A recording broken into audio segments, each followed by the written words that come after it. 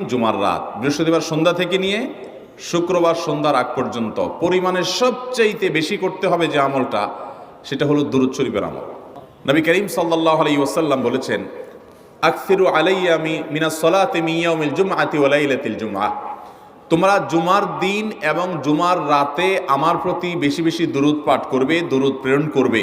ফা ইন্না সালাতাকুম মা'রুদাতুন আলাই, কারণ তোমরা যে দুরূদ পাঠ করো এটা আমার কাছে পেশ করেন আল্লাহর ফেরেশতারা, এবং রীতিমতো নামধাম সহকারে আল্লাহর একদল ফেরেশতা নিয়োজিত আছে। তারা বলেন, আল্লাহ, হে আল্লাহ রসুল, আপনার অমুক উম্মত, অমুক অনুসারী, আল্লাহর অমুক বান্দা পৃথিবীর অমুক প্রান্ত থেকে, অমুক দেশ থেকে, অমুকের সন্তান, সে আপনার প্রতি দুরূদ পেশ করেছে জুমার দিনে, জুমার রাতে বা অন্য সময়ে।